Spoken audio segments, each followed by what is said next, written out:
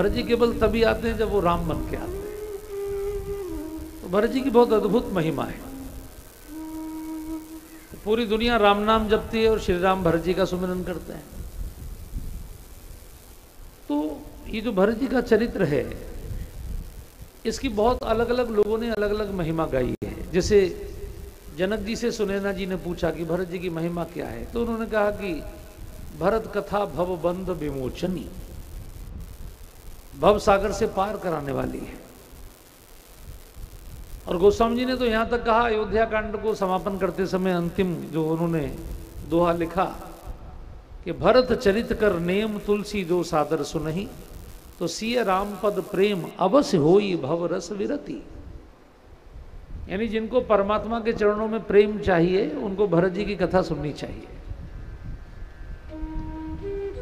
Guarantee, उन्होंने guarantee ली, अवश्य हो ही माने गारंटीड, वैराग्य तो मिलेगा ही।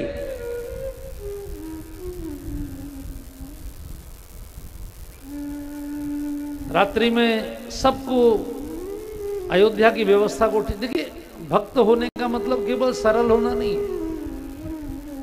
भक्त होने का मतलब है सरलता, सहजता, लेकिन इसके साथ एक तीसरा सूत्र है, सजगता।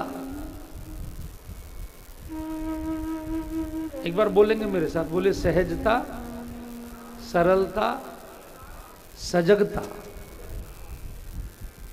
यानी भगत होने का मतलब ऐसे बावड़ा नहीं, सजग। भरत जी इतने सजग है कि श्री हनुमान जी रात में पर्वत लेके जा रहे हैं तो उनको वहीं रात के 2 बजे गिराते हैं। यानी अयोध्या की सीमा में कोई भी ऐसा व्यक्ति प्रवेश ना कर जाए जो अयोध्या को नुकसान कर सके। ये सजगता है।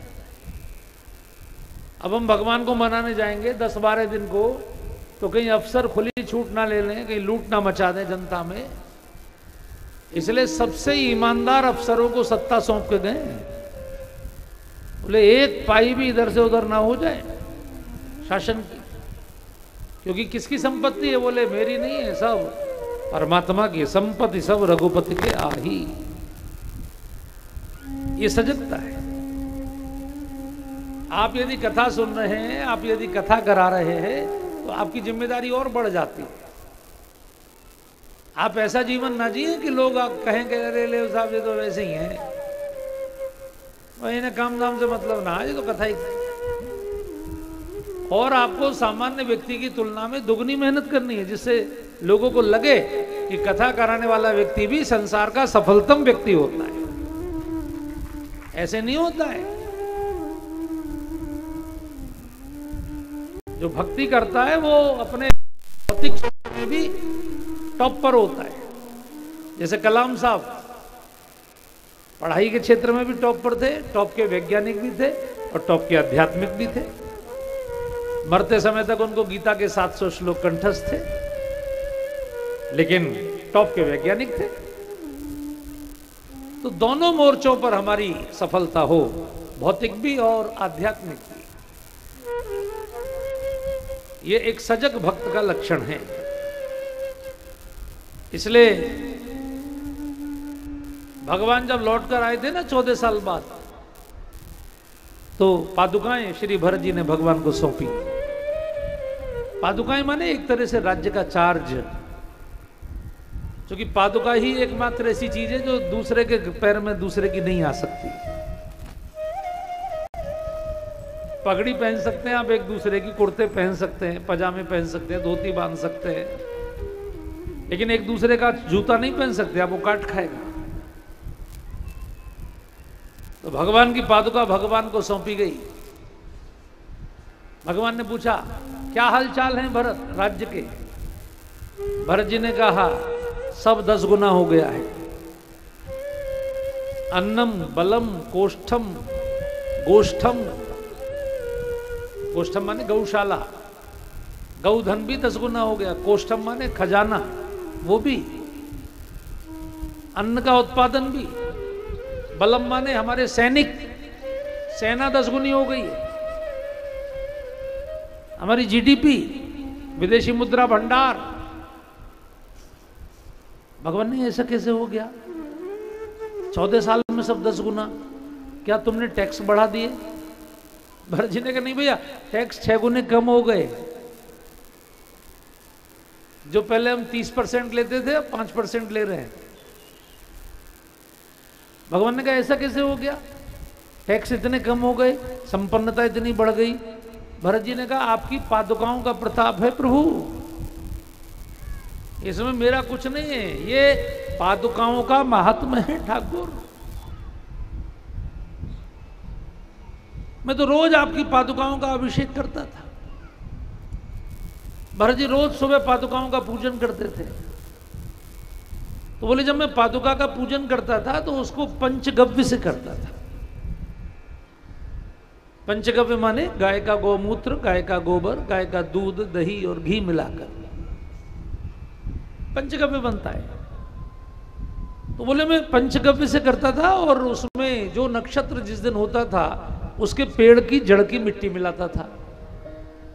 जैसे आज उत्तराषाढ़ा नक्षत्र है तो इसका पेड़ है कटहल,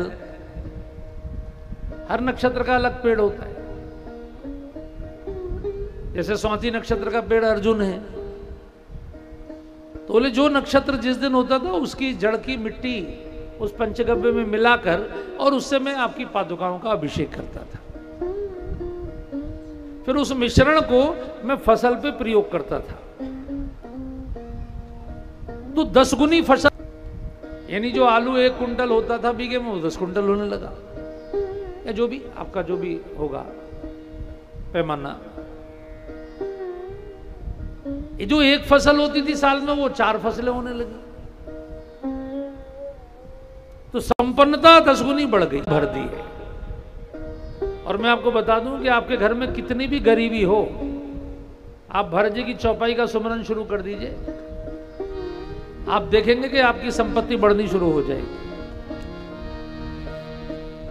रामायण की बड़ी सिद्ध चौपाई है। विश्व भरण पोषण कर जोई, विश्व भरण पोषण कर जोई, आकर नाम भरत अस होई, आकर नाम भरत अस होई, तजई न पासो बुध मधुपैब, तजई न पासो।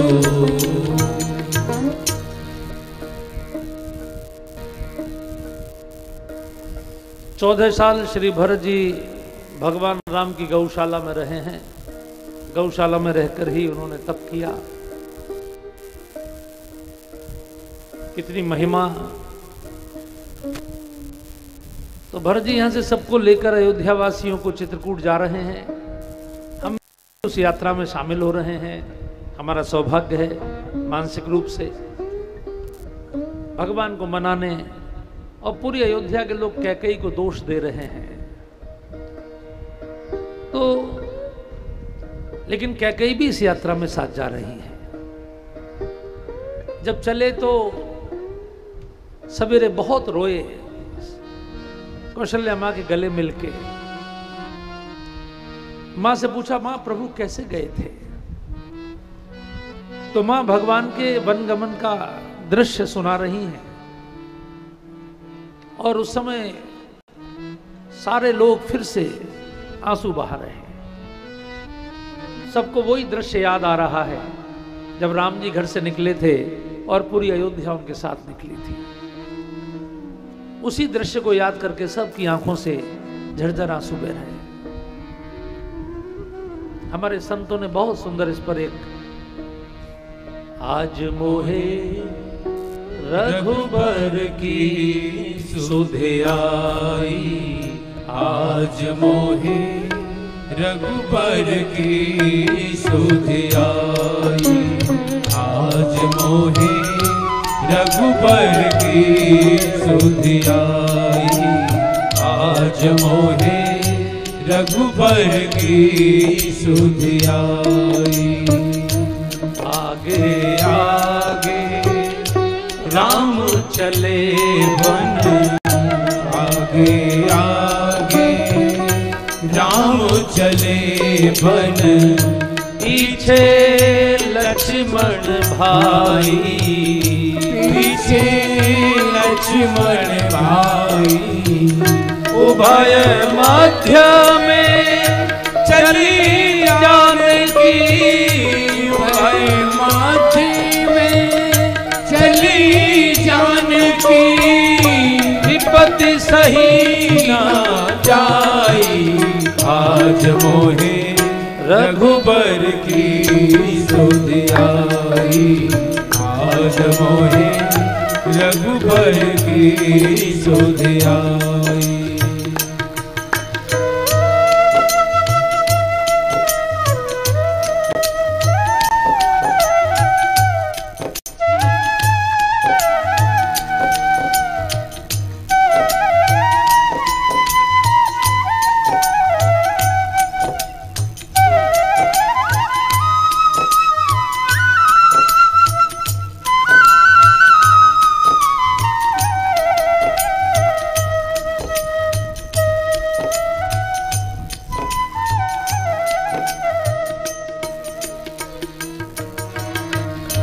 राम बिना मेरी सुनी अयोध्या, राम बिना मेरी सुनी अयोध्या। लखन बिना ठकुराई, लखन बिना ठकुराई। सिया बिना मेरी सूरी रसोई, बिना मेरी सुनी रसोई। कैसे धीर धराई आज मोहे रघुबर की सुध आई। आज मोहे रघुबर की सुध आई।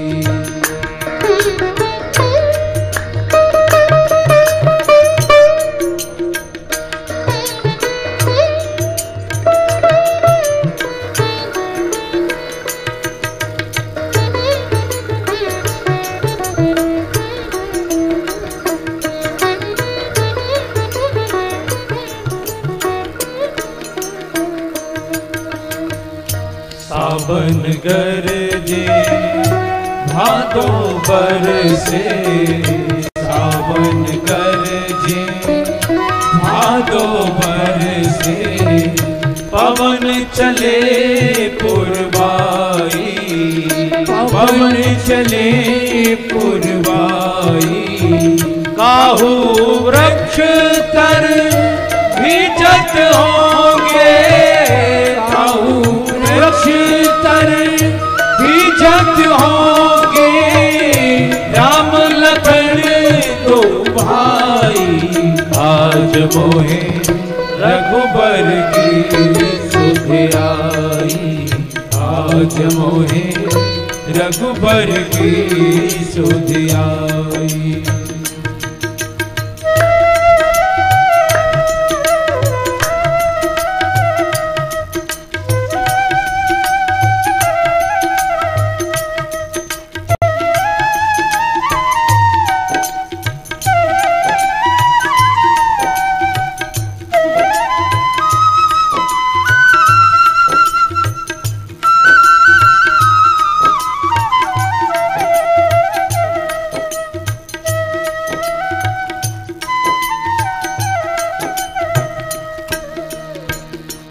सीता राम राम राम, सीता राम राम राम, सीता राम। आइए राम सीता राम राम राम।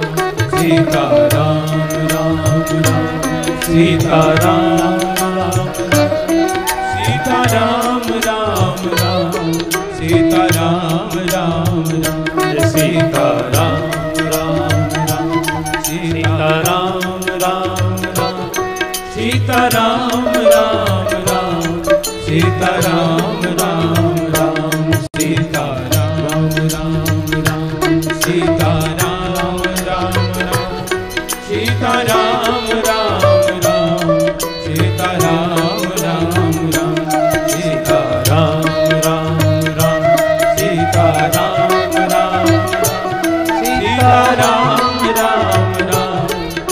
सीता राम राम राम सीता राम राम राम सीता राम राम राम सीता राम राम राम सीता राम राम राम।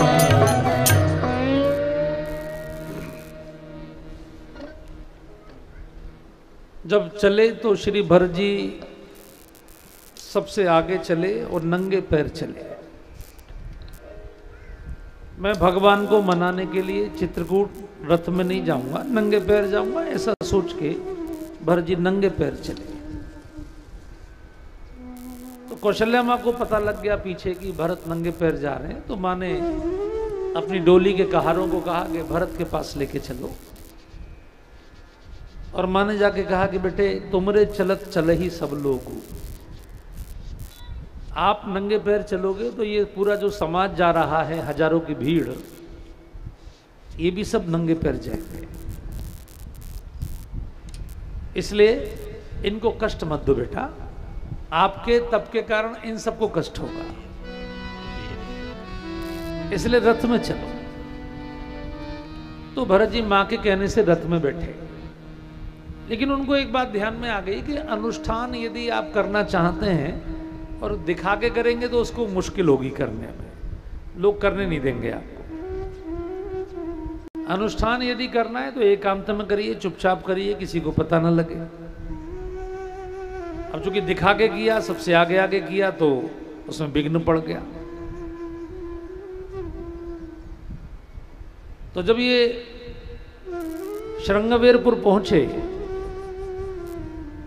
तो निषाद राज को पता लग गया, उसके दूतों ने बता दिया कि भरत जी बहुत बड़ी सेना लेकर आ रहे हैं। अच्छा, सामान्यतः आप सेना लेकर जा रहे हैं तो इसका मतलब है कि आप लड़ने जा रहे हैं, और जबकि सेना इसलिए थी कि प्रोटोकॉल था, सिंहासन जा रहा था तो सिंहासन का प्रोटोकॉल है कि सिंहासन जाएगा तो उसके साथ इतने थल सैनिक, इतने पैदल, इतने घुड़सवार, इतने हाथी वाले, इतने रथ वाले योद्धा रहेंगे साथ में।